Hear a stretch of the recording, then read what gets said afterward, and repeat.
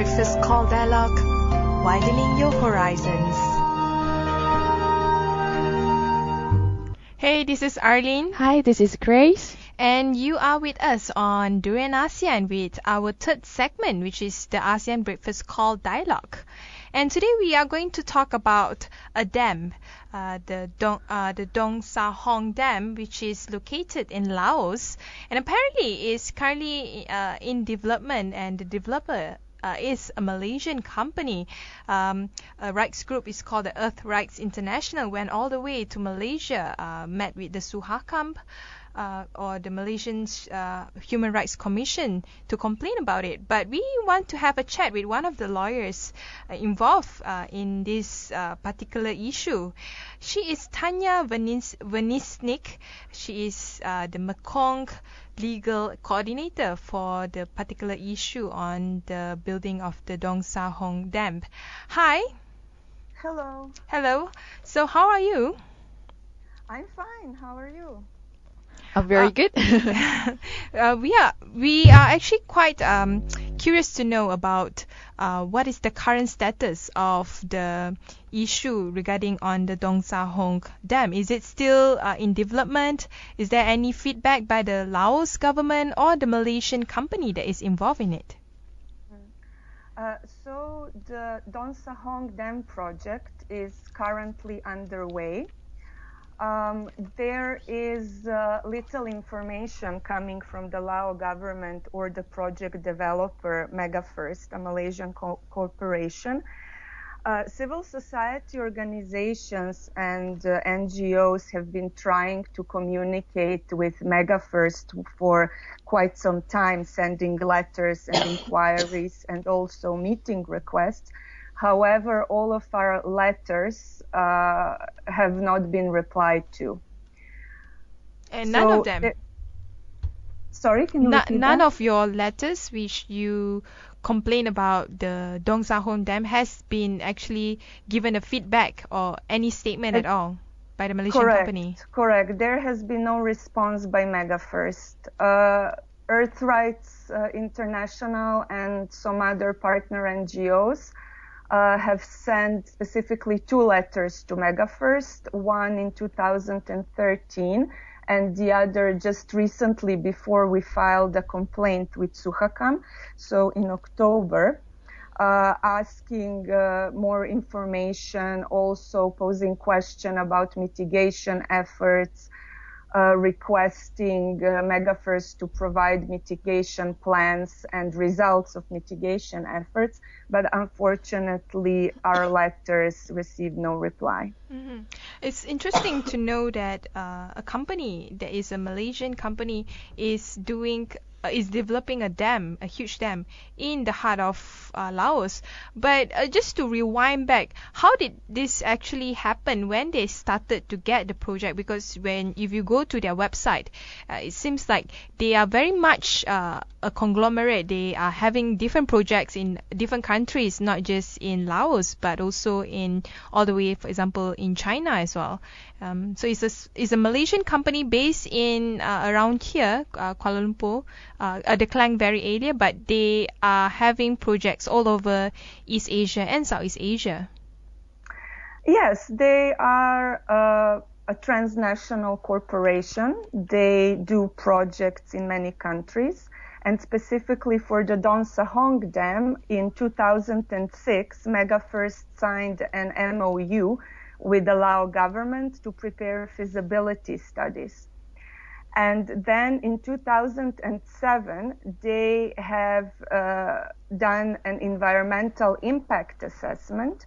However, this study hasn't been made public, shared with the communities or the broader public.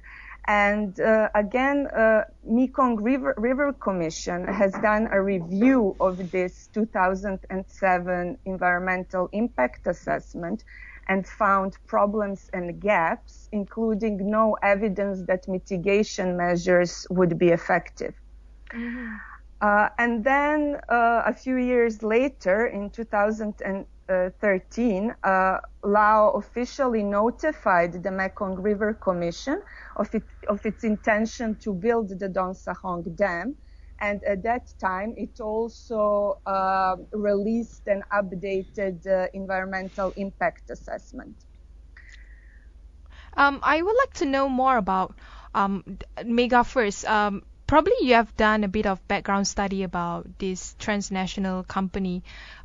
What is their interest when it comes to building the dam in the Dong Sahong? Is that really their specification to focus on development projects? Well, yeah, so there is not a lot of information available. You know, one of the problems with Don Sahong specifically, but also in general with other dam projects, is the lack of information.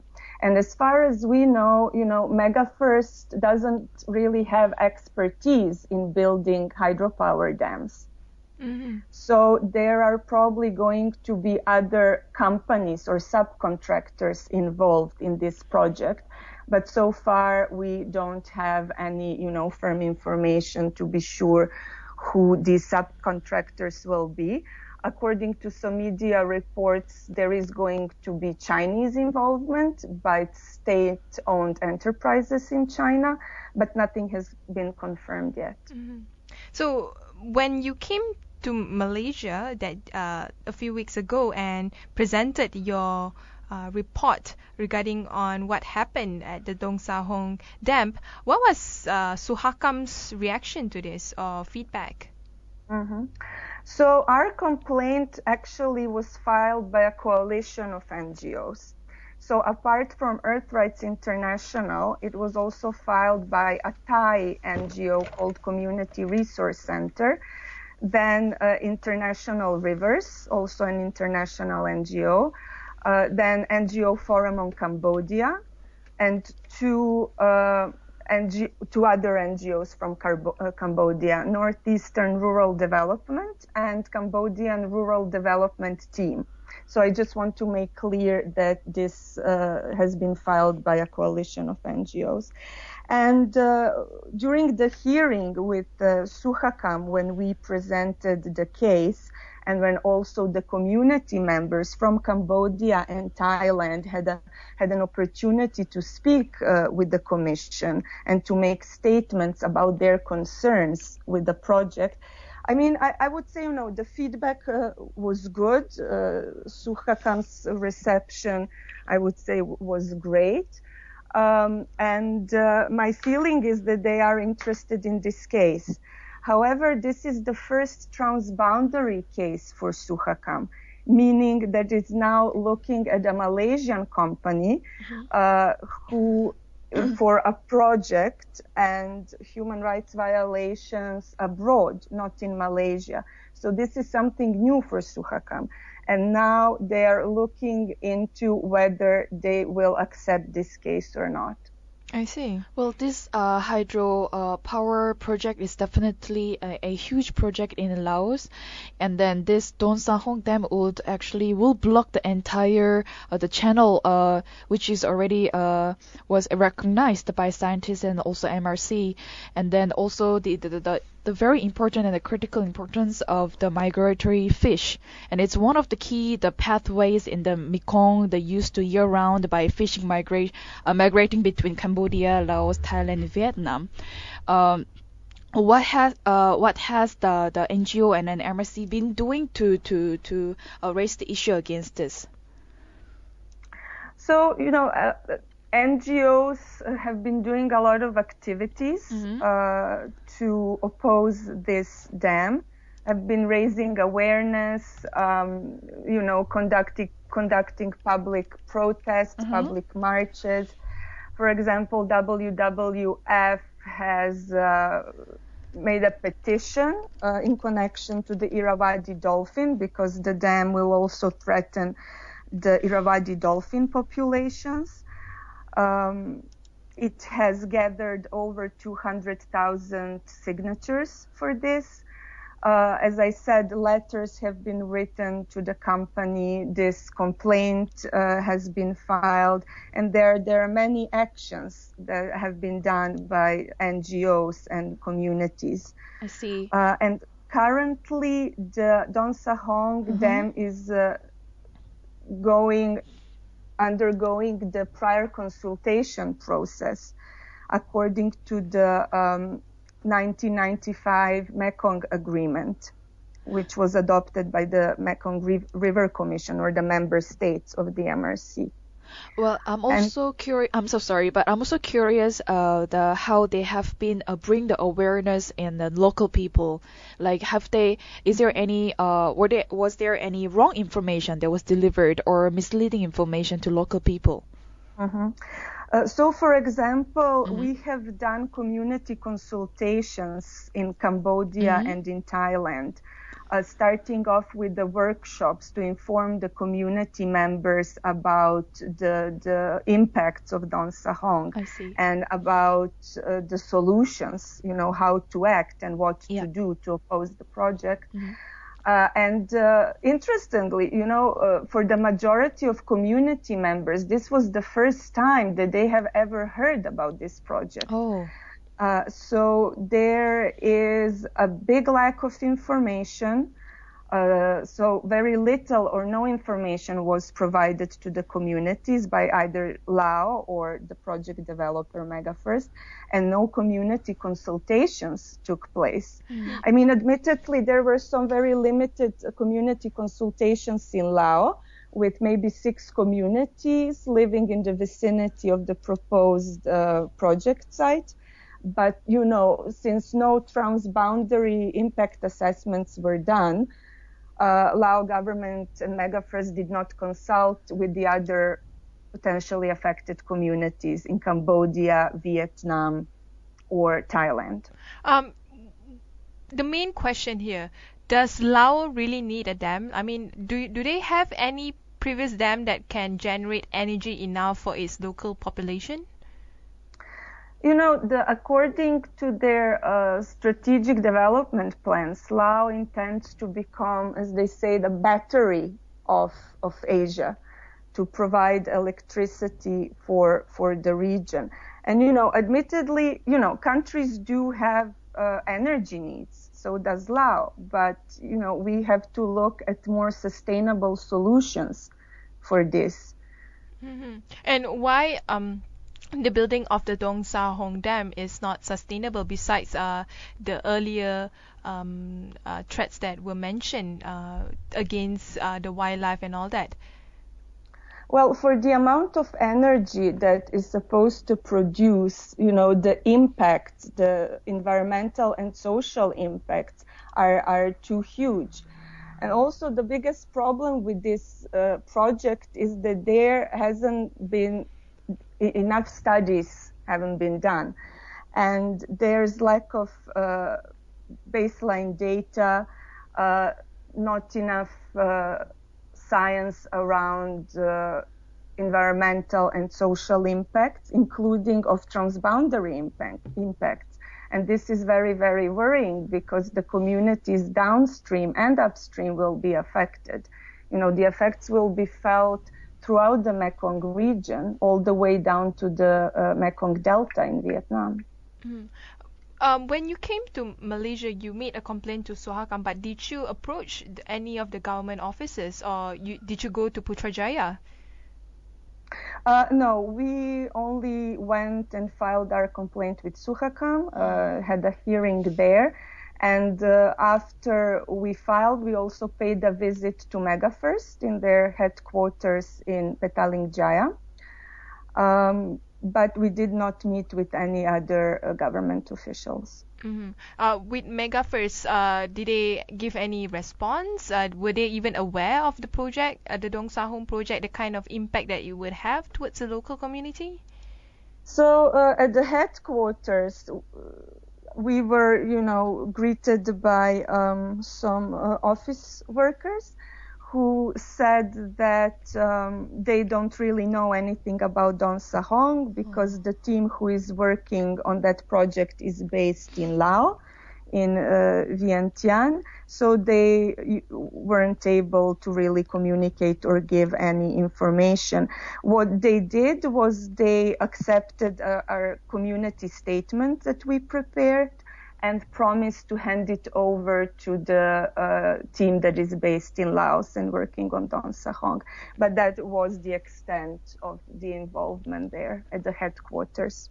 So the issue of the Dong Sahong dam, if it's being accepted to be heard as one of an issue, as a regional or a transboundary issue, it will be the first time actually in Malaysian history to do that, would it? Well, at least it would be the first time for Sukhakam to deal with a transboundary case like that. But we believe that there is nothing in Sukhakam statute that would disable Sukhakam from hearing and doing an investigation around this case. We also know that Sukhakam has supported some of the extraterritorial obligation documents that have been adopted recently, talking about the responsibilities of states, extraterritorial responsibilities of states and also of businesses. Mm-hmm. So we believe that Sukhakam is progressive and that there is nothing that should stop them from taking this case on. With the ASEAN Economic Community next year, more and more companies from the region will be developing or doing similar things like what MegaFirst is doing right now, which is developing buildings or infrastructure in other countries within Southeast Asia. ASEAN as a whole, do they have any mechanism to tackle such issue if it happens? Any complaints regarding on such developmental issues? Well, in terms of human rights protection, the ASEAN doesn't have strong mechanisms here. Also, ICHR, the ASEAN Intergovernmental Commission of Human Rights, doesn't have a complaint mechanisms at the moment. So there is a big gap here. And for example, we filed a complaint with the Malaysian Human Rights Commission also because there is a lack of other mechanisms. As we know, in Laos, the political space is very small to do, to pursue any legal strategies against projects like this. So we have to look for, innovative legal strategies to try and help the communities and address their concerns. Mm-hmm. We'll take a short break. When we return, we will discuss about the dam that is definitely plugging the local community around. ASEAN Breakfast Call Dialogue, widening your horizons. Hey, this is Arlene. Hi, this is Grace. We are back again with Tanja Venisnik. She is the Mekong legal coordinator for the Dong Sahong Dam issue. So welcome again. Hello. Hello. Hey, yeah, so we had a lot of discussion on the background of the Dong Sahong Dam, the Malaysian MegaFirst Corporation, and also the experience that you shared when you came to file a complaint with Sukhakam. But on the contrary, it seems like the Dong Sahong Dam, besides the kind of environmental impact it would have towards the local community, it would have a larger impact towards the countries within the Mekong area region. For example, countries like Vietnam, Thailand, and Cambodia, they are equally concerned the dam would affect the livelihood of their people. Yes, correct. As we mentioned before, the project, if built, will block the entire Ho Sahong channel, which is one of the main channels that allow. Hi, this is Arlene. Welcome back. This is Grace. And apologies, just now we have a loss of the internet connection. So Tanja Venisnik, you are still on the line? Yes. Yeah, so continuing from our question just now regarding on how it would impact the neighboring countries bordering neighboring countries bordering Laos. Yes, so I don't know what everybody heard that I said last, but the project the Don Sahong project, if built, will block the entire Ho Sahong channel, which is one of the main channels that allows for upstream and downstream fish migration. And this will have serious impact of the fish on which the Mekong communities rely for their lives, livelihoods, protein intake. And the effects will be far-reaching. They will reach the communities that are also living in the Mekong Delta. Also, the project is likely to disrupt sediment flows, which fertilize the land and the gardens and the rice paddies along the Mekong River. So there will be serious impacts for the lives and livelihoods and also the health of Mekong communities. And that is why, and that is why countries are concerned. The neighboring countries are very, very concerned about this project. So how that all this environmental impact would affect the socio-economic condition of the local population there? Well, as I said, these communities, for example, in Cambodia are, already poor. So reducing the fish, which is, their income because they are fishermen communities, and affecting their food source can have quite devastating effects for them. One area that I'm quite curious to know about is there been any awareness beyond just the population in Laos? Because it seems like even in Malaysia, even after you made a complaint and a few news agencies actually reported about it, but it wasn't such a big deal that it captured the mindset of the Malaysian population. I mean, raising awareness is a process. It doesn't happen overnight. So we are hoping that with our complaint in Malaysia and some further work towards raising awareness on these issues, there will be more interest from the Malaysian public regarding this.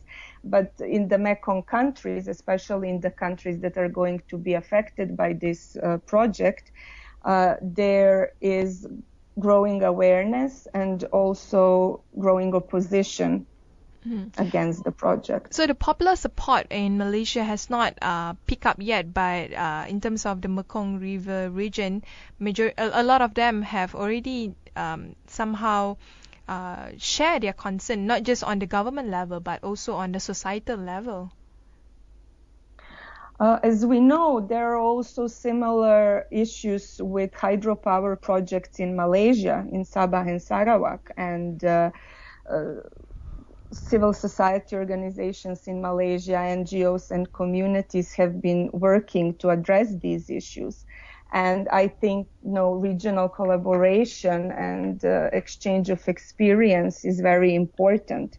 Also, it empowers communities that are working on these issues across the region. So we are hoping that by raising awareness on Don Sahong in Malaysia, also we will be raising awareness about the Mekong hydropower issues as well. It seems like in Southeast Asia there is a common problem when it comes to the energy sector. For example, the building of dam for hydroelectricity and the building of certain power plants. Number one, it seems like there's very little consultation with the local community. Number two, a lot of the dealings, like you mentioned, it happened. The dealing started in 2006, but the awareness hasn't even been made to the public even until now. And thirdly, it seems like companies are starting to go out of their own country and. For example, Malaysian company operating in Laos in relation with energy sector, but I believe that it happens even in other countries also within Southeast Asia. Has the government or civil society done anything or proposed anything to address this disconnect between what is happening on the ground and the energy sector itself? Lack of information and lack of public or community participation in decision making around these projects is very typical of many development projects like this. And we believe that there are state obligations and also obligations on the part of project developers and businesses to uphold human rights, whether they are operating at home or abroad. Mm-hmm. And there are, attempts to raise awareness about these issues and assert the rights of communities to be informed and be consulted with when it comes to the projects that will have impacts on their natural resources and their environment. Mm-hmm. You also made a complaint with Thailand's Human Rights Commission. That complaint related to another case, and it was filed by a different NGO. It's a complaint against the Xayaburi Dam. It's also a dam that is proposed to be built in Laos. And Thai Human Rights Commission, for example, this is very interesting when we are discussing whether, Sukhakam will accept this case or not.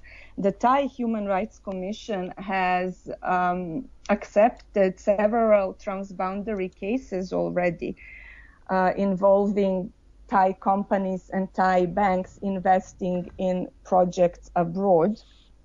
One of the cases is also a famous Mekong sugar plantation case in Cambodia, where the subcommittee on civil and political rights of the Thai Human Rights Commission has issued a preliminary finding saying that there have been human rights abuses in the case, in which, and because the Thai company was involved in the case, it decided to accept the case.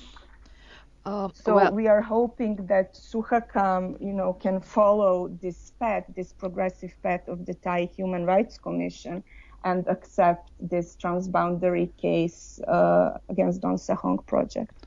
Well, definitely we hope to hear that from the more about solution towards this Don Sahong Dam. But then also I just found out about the report from the Environmental Impact Assessment, which is called EIA, that it was reported quite poorly regarding the issues of Don Sahong Dam, and also the concerns around the countries, the neighboring country, like we mentioned before, because it's not only the concerns, not only the Laos government and the people there, but also more than like around 18 million people who depend on this Mekong River and also its delta. It brings the very crucial concerns that they have to, the government and the dam developer must take a public opinion from all people from Mekong River and also from 6 countries. It has to, these issues need to take seriously and also open more platforms for public to voice out. Yes, correct. The environmental impact assessment done on the Don Sahong is inadequate, and not enough studies have been done to determine what the full impacts will be. And, also importantly, there has been no transboundary impact assessment done, and very little community consultation, or basically no community consultation. As I mentioned before, currently prior consultations are underway in Vietnam and in Cambodia especially. This is a procedure under the 1995 Mekong Agreement, the MRC agreement. However, this procedure is quite weak, as it does not provide for an agreement. So it's not necessary to reach any kind of agreement among the neighboring states whether or not to go ahead with the project. And also it doesn't provide for community involvement. So we believe this is very weak, and this process should be reformed in order to provide for transparency and public participation, or meaningful public participation. So what's next for EarthRights? Because so far you've done your best to engage with the Malaysian Human Rights Commission and to make this issue be as many to get as many people as possible to be aware of this issue, especially in the area in Malaysia and the Mekong River area. But what about the United Nations and the international community? There are, of course, it's possible to engage with the UN special procedures. There was a submission filed around the Mekong mainstream dams, focusing on the Xayaburi Dam I mentioned before. This submission went to a special rapporteur on adequate housing, for example, and this is certainly one of the avenues that can be used for advocacy on the international level. So you are looking forward to that. What else that you are looking forward, perhaps next year in the future, to somehow make sure that either Dong Sahong Dam is somehow being properly consulted with the local community, or to totally not give a go to the Dong Sahong Dam building?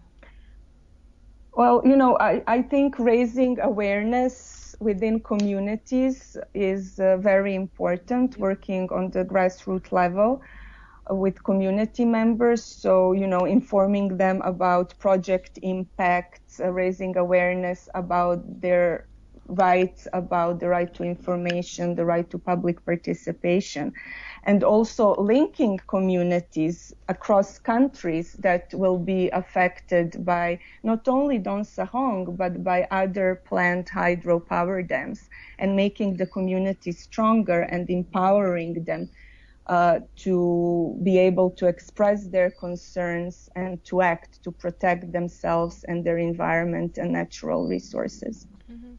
Apparently the developer, founder, or the one leading the development project, he's also having some stake on the Angkor beer.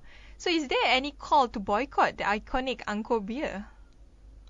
I believe that in Cambodia, some people are boycotting Angkor beer.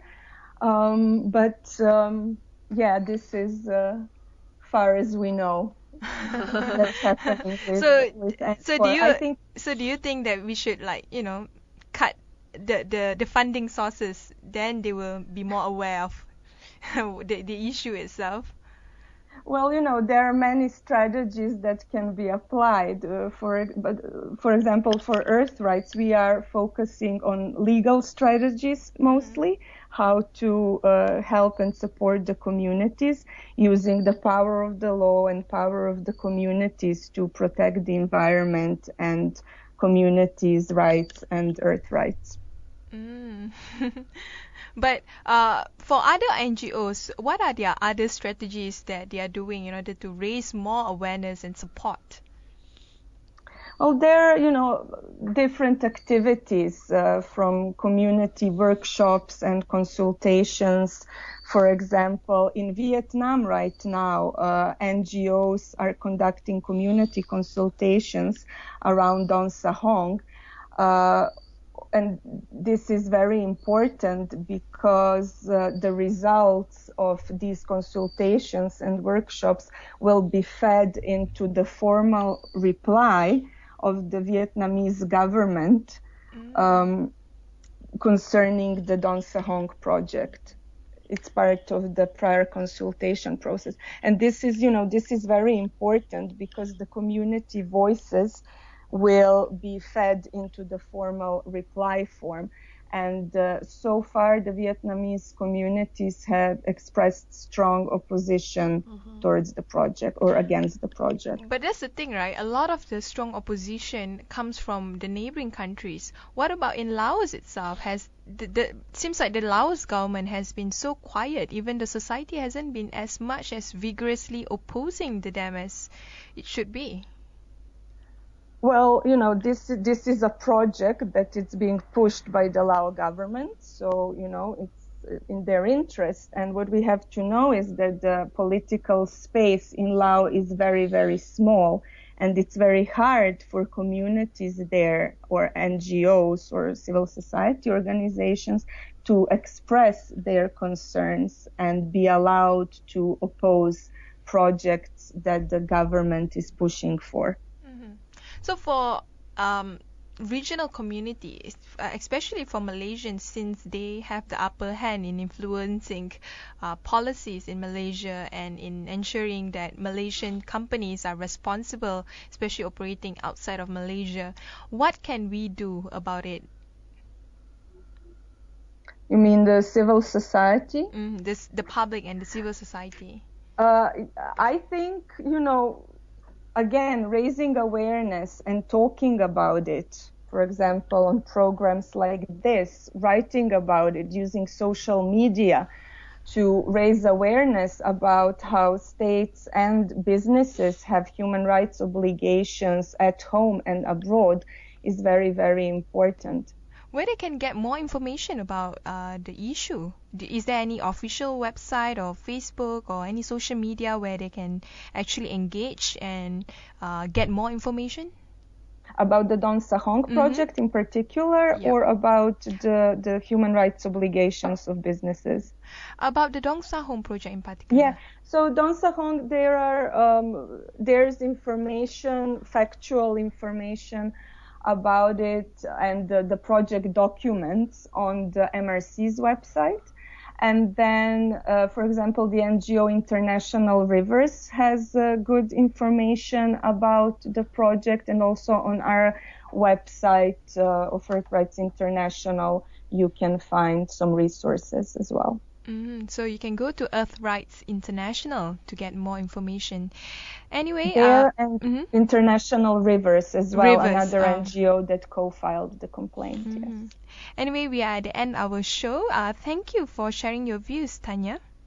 Thank you for having me. It's been my pleasure. It's been our pleasure too. Thanks. Thank you. Thank you very much.